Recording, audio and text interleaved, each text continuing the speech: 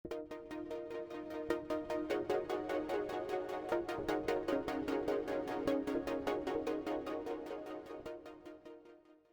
I'm Jane Holland, astrologer and writer, and welcome to your creative forecast for the week beginning March 29th through to April the 4th.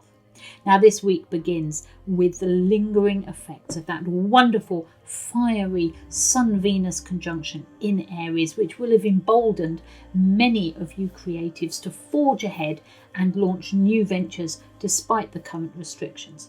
Fire always gives us fresh hope for the future and fresh confidence. And after the winter that we've all had, well, this springtime emphasis on the courageous, outgoing fire of Aries is very welcome indeed.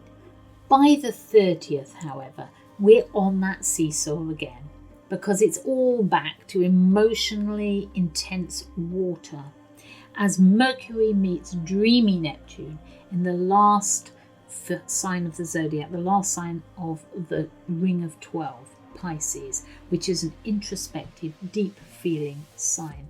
Now, this contact between the planet of ideas and communications and the planet of dreams and visions on the other side constitutes a powerful link to the collective. So whatever we're doing at this point of the week, shifting from March into April, pressing deeper into spring and towards the freedom of, relative freedom from disease of the summer months here in the northern hemisphere, this Neptune-Mercury contact is going to inform our creative and artistic visions and the way that we think, as well as the way that we write and speak. Neptune is the god of the deep blue sea, remember? So this contact is all about plunging deep, about going beyond the superficial to find what really matters to us creatively, what matters deep down inside, what represents our dreams and our emotion, and what connects our heart and psyches to our higher mind.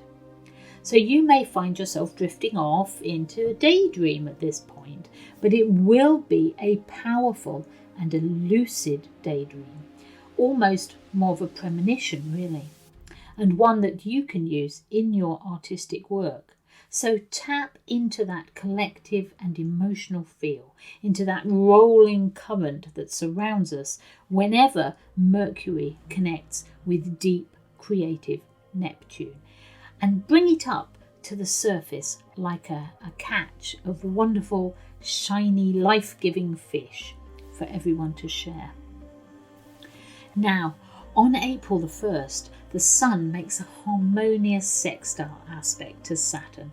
That's an easy 60-degree contact. And this means that these two planets are in elements that agree with each other, elements that get along and aren't competing or opposing each other in any way.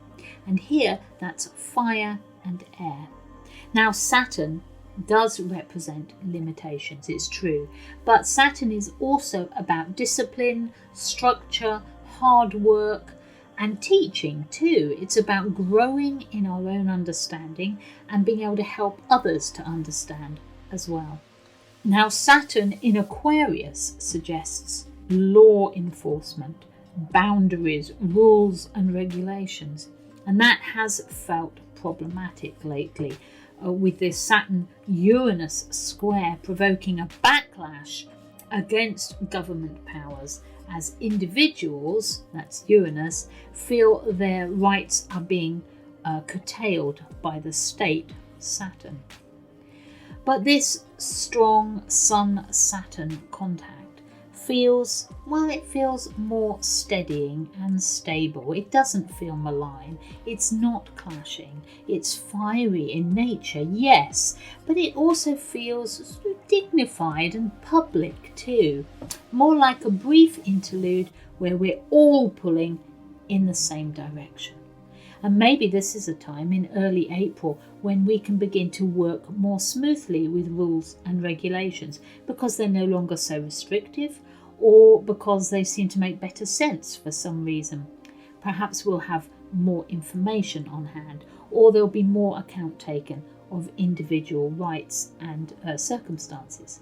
So this would be a good time for you to take on any creative work that connects with the public or with authority in some way, maybe a commission of some kind, for instance, and certainly you would find this rewarding.